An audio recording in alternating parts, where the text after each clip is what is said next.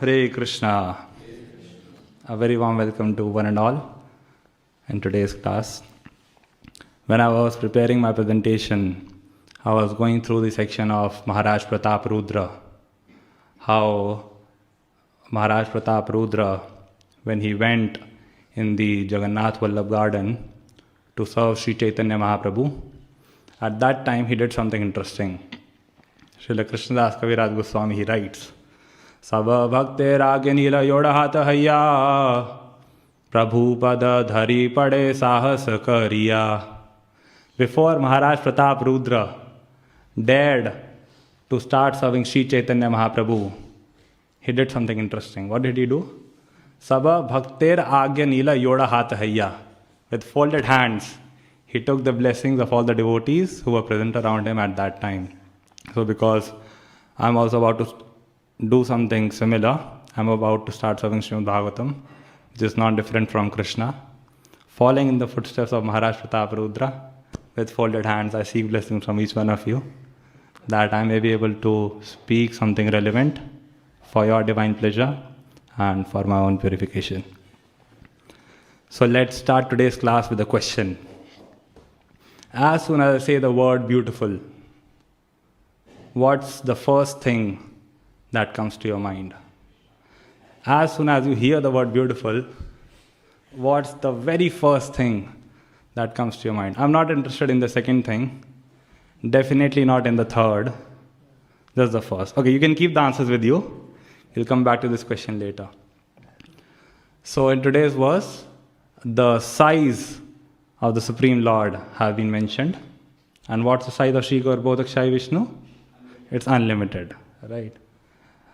This answer is okay, but sometimes I find that it's not so satisfactory. Why? Because, come on, I need some relative answer. I understand that he's very big, but a relative answer would be slightly better. So I tried to do some research, and I found an answer in the Adi Leela of Sri Chaitanya Charitamrita. There, the size of Garbhodakshai Vishnu has not been mentioned, but the size of Ananta Shesha has been mentioned, who is the bed of Garbhodakshai Vishnu. In this chapter, Ananta Shesha has been mentioned, I think in text 23. So, there Kaviraj Goswami is writing that Ananta Shesha is vast. He is so vast, so immeasurably vast, so unfathomably vast, that when an entire universe resides on top of just one of its hoods, that universe seems to be as tiny as an insignificant mustard seed. Just imagine. Panchashat koti yojana prithvi vistar, yara eka phane rahe sarshap akar. What's the size of the universe? Panchashat koti yojana, 500 million yojanas, not miles, 500 million yojanas. That's the size of the universe. And Yar Eka Phane, it resides on just one hood of Ananta Shesha, and it seems to be like Sarshapa Akar, a mustard seed. The same thing has been confirmed in the 5th canto of Srimad Bhagavatam also. Anyone knows the verse? Yamahurasya sthita janma sayyamam tribhir vihinam yamanantam rishayah na veda siddhartham eva kvachit sthitam. Na Veda Siddhartham. Siddhartham means mustard seed. Na Veda. These planets, this universe, it is so tiny that Ananta Shesha doesn't even know where they are located. It's just like this. Let's say there's a mustard seed on top of your head. Firstly, you'll not know only where it is located, whether it's there. You'll not know only that it's there. And even if somebody goes on to tell you, hey Mataji, hey Prabhuji, there's a mustard seed on your head. So we won't know that where exactly it is. Why? Because it's so tiny. Say Vishnu Shesha Rupe Dharena Dharani Kaha Ache Mahishire Hena Nahi Jani. He doesn't even know where they are located. And this is just one hood. Just one hood of Ananta Shesha. How many hoods does he have? Sahasra. Thousands. Sahasra vistirna yara fanara mandala surya jini mani gana kare jhala mala. He has thousands of hoods. And these thousands of hoods, they are decorated with Shri Shri Radha Gokulanand ki. These thousands of hoods, they are decorated with jewels whose effulgence beats the effulgence of the sun. Just imagine. The illumination which is coming out of the jewels of Ananta Shesha, it beats the illumination of the sun. That's why Bhagavad Gita says, Na tad bhasayate suryo na shashanko na pavaka. Right? And what does Ananta Shesha do with all these thousands of hoods? He is glorifying Krishna. Sahasravadane kare Krishna gunagan, niravadhi gunagan ante nahi pan. Through his thousands of hoods, he is constantly glorifying Krishna. Niravadhi. Niravadhi means since time immemorial. And he has not come to an end. Niravadhi gunagan ante nahi pan. He has not found an end. And one thing that I found very inspiring about Ananta Shesha is his humility. That for the sake of Krishna, he doesn't mind rendering menial services. What all services does he render? Chhatra paduka shayya upadhana vasana arama avasa yagya sutra simhasana. For the service of Krishna, he is ready to become chhatra, an umbrella. Paduka means slippers. Shayya means bedstead. Upadhan, pillow. Vasana, the garments. Arama avasa, the resting chair. Yagya sutra. What is Yagya sutra? The Brahmanical thread. Yagya means sacrifice. Sutra means thread. So the Brahmanical thread. And Simhasan, the throne. Right? So Ananta Shesha, he is such an exalted devotee, such a great devotee. He is a devotee incarnation. Seita Ananta Shesha Bhakta Avatar. He is a Bhakta Avatar. But he doesn't mind becoming humble. Why? Because Krishna is very fond of humble people. Krishna is very fond of humility. He doesn't like arrogance. In the pastime of Keshav Kashmiri, in Chaitanya Bhagavat, it is said that when Lord Chaitanya, he got to know about the arrogance of Keshav Kashmiri, he was not impressed. He was upset. Lord Chaitanya said, Shuna bhai sabai kahi tatva katha, ahankar na sahe na ishwara sarvatha, ye gunamatta hai kare ahankar, avashya ishwara taha kare na samhar, falavanta vriksha ara gunavanta jana, namrata se tahara swabhava anukshana. So what is Lord Chaitanya saying? Shuna bhai, hey ladies and gentlemen, come. I have some really important information for you. What's the information? Ahankar na sahena Ishvara sarvata. The Supreme Lord, Krishna, he never ever tolerates one thing, and that is ahankar. Hiranyakashipu, he was one good example of ahankar, false pride. He was extremely proud of his wealth, of his strength, and his false pride found no bound when he got that boon from Brahma. Right? And as a result, what happened? Nrsimha appeared. And what did he do? Garjantam, garjayantam, nijabuja batalam, sfotayantam, hatantam, deepayantam, tapayantam, divibhuvidicjam, shepayantam, shipantam, krandantam, roshayantam, dishi dishi satatam, samharantam, bharantam, vikshantam, purnayantam, karanikarashitar, divya simham namami. Nrsimha appeared and he did top, left, right, up, down, bottom of Hiranyakashipu. It is said that it was the first ever open heart surgery. The operation was successful, but the patient died. So, yeah. And in the next verse, Lord Chaitanya says, Ye guna matta hai kara ahankar. Those particular qualities against which an individual is falsely proud. What does Krishna do? He takes those qualities and destroys them. When I read this verse, I was not so convinced. I was like, is it really true? But then I saw a live example of this in front of my own eyes. When I was at my uni, so there we used to stay in a base. Base, for those of you who don't know, it's a youth hostel setup for devotees where, yeah, the university graduates or sometimes even working people stay. So at my time, there were 35 residents, and out of those 35, there was one devotee who was very wonderful. He had a very strong morning program. Every single morning, before 4:15 a.m., he was in front of the deities. 4:15 a.m. was the altar opening time in our base. So, very pakka with his sadhana. But he had a problem. What? He was arrogant. He was very proud, very puffed up of his strictness, of his strong morning program. Time and again, in subtle ways, he used to keep passing on taunts, sarcastic comments to those who were not so pakka with their sadhana. But till the time it was subtle, it was okay. But one fine day it became gross. He started shouting, "You are patit.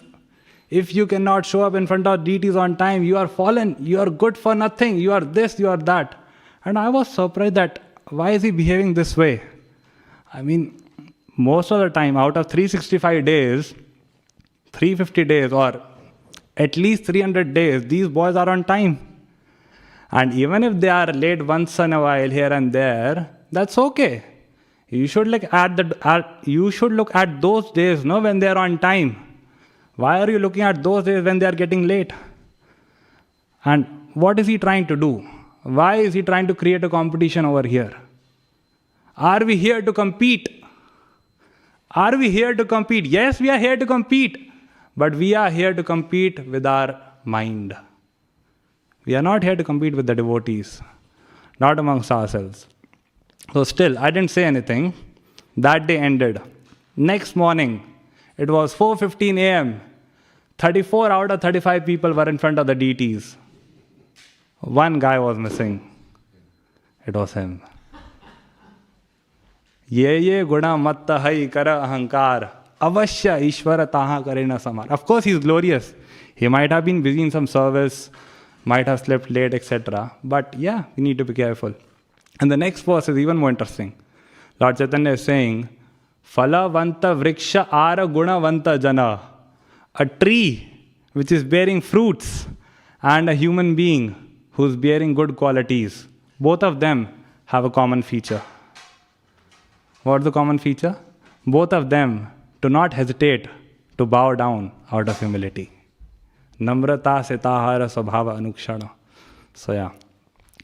So this was mostly about Garbhodakshaya Vishnu and Ananta Shesha. The next thing which Prabhupada mentioned in the purport is the beauty of the material nature. So is the material nature beautiful? Yes, it is beautiful. But what we need to remember is why it is beautiful.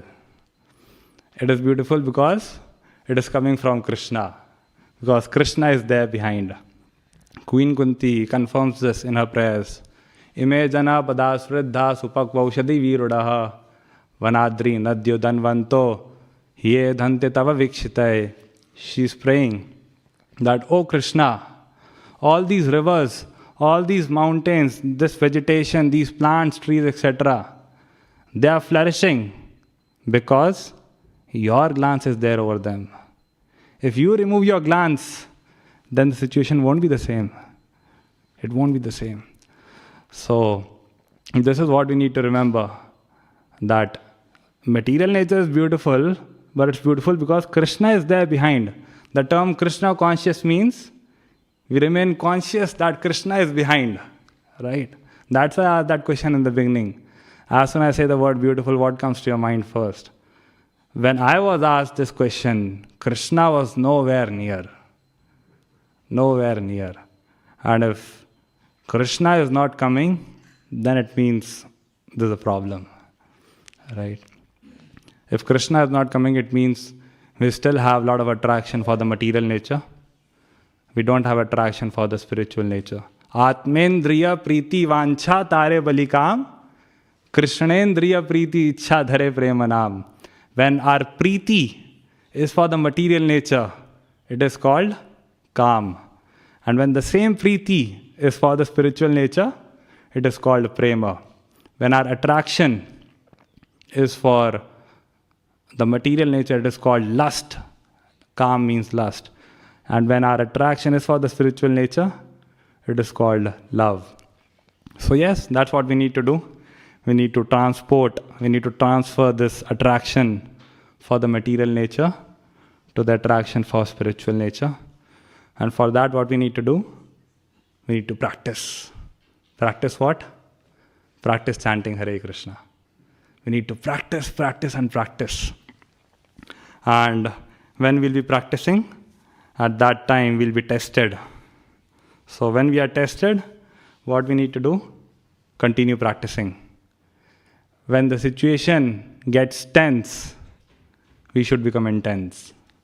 Right? So sometimes devotees, they become bewildered. Oh, what is happening? Krishna, why am I being tested? Arey bhai, even the pure devotees, even they were tested. Haridas Thakur, how many rounds was he chanting every day? 192. Pratyah kara 3 laksha nama sankirtana. Every day he was taking 3 lakh names. 3 lakh names means 192 rounds. So he was doing that. Still he was tested. One fine day he was called.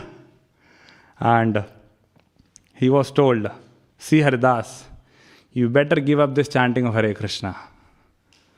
It's not so good. And if you continue to do so, we are not responsible for what happens next. So what did Haridas Thakur reply? Khanda khanda hai deha jaye adi pran, tabu ami vadane na chhadi hari naam. He said, even if you break my body into pieces, khanda khanda hai deha jaye adi pran, even if I have to give up my very life force, I cannot give up the chanting of Hare Krishna. I cannot give up Hare Krishna Mahamantra. As soon as Kazi, he heard this from Haridas Thakur, he lost his mind. What happened? Kaji bale bai sabha jare bedi mari, pran lah aar kichu vichar na kari. He instructed his servants, take him and beat him up in 22 marketplaces. Bai sa bajare bedi mari. Beat him up with bedi. Bedi is hunter. No, even worse than hunter. Yeah. And what do you have to do? Pran laha. You have to take his life. Aar kichu vichara na kari. Make sure that you don't think about anything else. And when the servants of Kazi, they were instructed like this, they took him and started beating him up from one marketplace to second, from second marketplace to the third. And when Haridas Thakur, he was beaten up in this way, what was he doing? Krishna Krishna smarana karena Haridas, namanande deha dukha nahaya prakash. Haridas Thakur, he was calling out Krishna, Hare Krishna, Hare Krishna, Krishna Krishna, Hare Hare, Hare Ram, Ram Ram, Hare Hare, Hare Krishna, Krishna Krishna, Hare Hare, Hare Ram, Ram Ram, Hare Hare. Krishna Krishna smarana karena Haridas. He was calling out Krishna. And Haridas Thakur, he was so much absorbed in the bliss of the holy name, Nama Ananda, that he was not experiencing any misery on his body. It is said that these servants of Kazi, they were so merciless, so utterly merciless in their torture on Haridas Thakur, that the people who were standing nearby, they requested him, they fell at their feet. Keha giya yavana ganera paye dhare kichu diba alpakari maraha uhare. Some people literally fell at the feet of those yavanas and they requested, Kichu diba, please take some money from us, but please alpakari, reduce your intensity of torture. Please be slightly gentle. You please take some money, please take something from us. And in spite of this request, Tathapiha dayanahi janme papi gane bajare mare mahakrodha mane. In spite of such a request, no mercy arose in the heart of those Yavanas. They kept on beating him. Bajare mare. They kept on beating him from one marketplace to the other out of great anger in their hearts. Mahakrodha mane. And the kind of torture which Haridas Thakur had to undergo, if somebody else would have undergone that, Vrindavan Das Thakur is writing, Dui tina bajare marile lokamare. Within 2 or 3 marketplaces, he would have left his body. But nothing happened to Haridas Thakur in spite of being beaten up in 22 marketplaces. Baisa bajare mari layya yehi hare. And when all this was happening, Haridas Thakur, he was praying, Esa baji vere Krishna karaha prasad. Na mora drohe nahu esa bara aparad. Oh Krishna, these people who are beating me up, no? Please forgive them. They do not know what they are doing. And this pastime, it's so instructive for us sadhakas, so wonderful that Vrindavan Das Thakur, he gives a blessing. He says, Haridasa smaraneo e dukkha sarvatha chinde se shane haridase ki katha. What to talk of remembering Haridas Thakur? Even if somebody remembers the activities of Haridas Thakur, dukkha from his life will vanish. He writes this verse twice, 2 times, exact same verse twice. That you just remember Haridas Thakur. Dukkha, misery from your life will vanish. We are living in a world which is called Dukkhalaya. Right? It's a storehouse of misery. But Vrindavan Das Thakur is saying, you just remember the activities of Haridas Thakur. Dukkha will vanish. So yes, of course, this is an extreme example. Such, such a test may not be taken from us, or we may not be tested in a similar way. But yeah, the point is practice. To what extent we should be attached to our practice. Right? So this is one thing that we can do to transform our lust into love. The another thing that I was thinking was, which we can do is pray. We can tell Krishna, we can speak to him that, oh Krishna, I have been trying very hard to transform my material attraction into an attraction towards you, but somehow it's not working out. So you please help. You only need to come and help. In this regard, Srila Baladev Vidyabhushan, he writes a beautiful prayer in his Krishna Karnamrit. He writes, Soyam Munindra Janamanasa Tapahari, Soyam Mada Vrajavadhu Vasanapahari, Soyam Tritiya Bhuvaneshwara Darbahari, Soyam Madiya Hridayam Buruhapahari.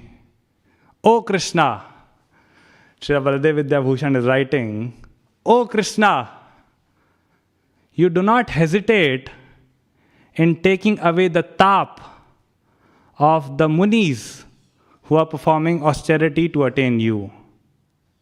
When the sages, they perform tapasya, you do not hesitate in taking away their misery, their pain, right? And then, you also did not hesitate in taking away the garments of the gopis when they were taking bath in the Yamuna river in Vrindavan, right? The famous Vastra Haran Leela. Oh Krishna, you did not even hesitate there. And then, you also did not hesitate in taking away the false pride of Indra during the Govardhan Leela. Even there you didn't hesitate.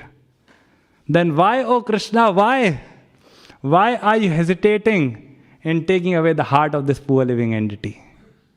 Why? Why are you not coming? What has happened to you? Ya Draupadi Paritrane, Ya Gajendrasya Mokshane, Mai Arte Karuna Murte, Satvara Kvagata Hare. This is a verse from Padyavali.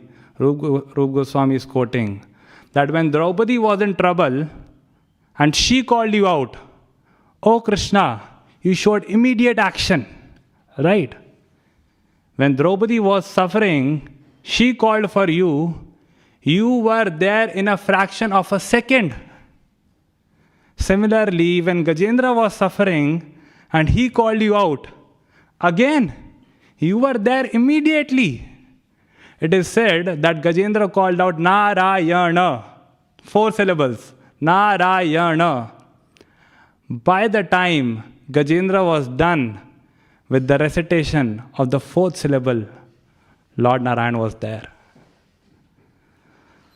So, oh Krishna, you showed such quick action in the case of Draupadi. You showed such quick action in the case of Gajendra. Now, when I am in trouble and I am calling you out, what has happened to that quick action of yours? Why are you not coming? You are known as Karuna Murte. What has happened to your Karuna? Satvara, that sense of urgency. Kva gata hare, where has it gone? Dinado murare, nishado murare. Dinardhe murare, nishardhe murare. Dinante murare, nishante murare. Tvameko gatirnas, tvameko gatirnaha. O Murari, in the beginning of my day and in the beginning of my night, in the middle of my day and in the middle of my night, in the end, at the end of my day and at the end of my night, please remember, I have only one goal, that is you. Tvameko gatirnas, tvameko gatirnaha. Again I say, my only goal, O Krishna, is you. So if you want to come, then what will happen to me? How will my heart go towards you? The only reason why I'm wandering in so many places in the material world is that my heart is not towards you. Rae kahe charana ratha hridaya sarathi. Yaha layya yae taha yaya jiva rathi. Sri Ramananda Rai, he told Lord Chaitanya that Hridaya is the chariot driver and the body or the feet, the charan. Rahe kahe charana ratha hridaya sarathi. The feet, they are like the chariot and the heart, hridaya, is like the chariot driver. So wherever the chariot driver will go, the chariot will follow, right? So the reason why I'm not coming towards you is that my heart is not towards you. So please come, O Krishna, and please take away my heart. So yes, such prayers we can offer. So that's the second thing. And third thing that we can do is we can associate with those who are on the platform of love, who are on the spiritual plane, or those who are progressing very fast towards the spiritual plane. Why? Because when we'll associate with them, then we'll get to know what things are to be prioritized, what things are not to be prioritized, what things are to be valued, and what things are not to be valued, what kind of things are to be desired, and what kind of things are not to be desired. Okay, desire.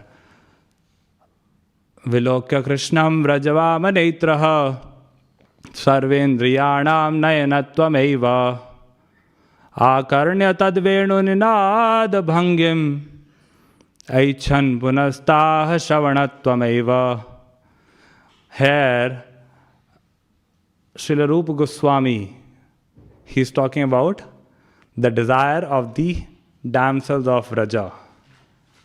When the gopis in Vrindavan, they used to have the darshan of Krishna in Vrindavan, they desired to have the ability to see from each and every sense organ. And when they heard the flute of Krishna, they had a desire to be able to hear from each and every sense organ. So yeah, such transcendental desires. No? This verse is very similar to that famous verse by Rupa Goswami.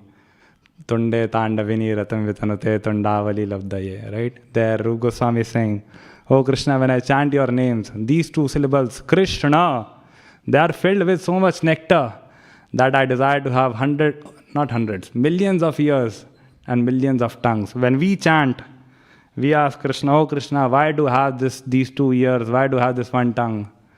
Rupa Goswami writes that when I chant Hare Krishna, my senses become inert. When we also chant Hare Krishna, our senses also become inert, out of sleep. Shri Shri Radha Gokulanand ki, Shri Shri Sita Ram Lakshman Hanuman ki. So yes, this was about transferring our love into lust. Sorry, lust into love. And, sorry. And last but not the least, one point that I wanted to make was, here in the verse, it has been mentioned that Krishna is decorated with ornaments, garlands, jewelry, flowers, etc. So whenever we read such descriptions, then we should not think that these ornaments, these garlands, these flowers, peacock feather, tulsi leaves, they enhance the beauty of Krishna. No way. Sri Chaitanya Charitamrita says, Bhushanera bhushana anga, tahe lalita tribhanga, tahara upara bhrudhanu nartana, tera che netranta bana tara drida sandhana, vindhe radha gopi gana mana. So bhushanera bhushana anga. Do not think that these ornaments, they enhance the beauty of Krishna. No. Rather, it's the beauty of the ornaments that gets increased by being placed on the body of Krishna. Bhushanera bhushana anga, tahe lalita tribhanga, tahara upara bhrudhanu nartan. Bhrudhanu nartan means dancing of the eyebrows. So we should do a class on this sometime. One class on Krishna's eyebrows, one class on Krishna's hair, one class on Krishna's cheeks, like that. It'll be nice, right? Okay, so that was mostly it from me. To summarize, we talked about the size of the Lord. The Lord is very vast. And in spite of being so vast, Ananta Shesha doesn't mind taking a humble stand and rendering menial services. Second, we discussed about the beauty of the material nature. The material nature is beautiful, but why is it beautiful? That we need to remember. It is beautiful because Krishna is there. So what we need to do, we need to transform the attraction towards the material nature into attraction towards Krishna. And third, we need to remember that Krishna is very beautiful. The ornaments don't make him beautiful, that's the opposite.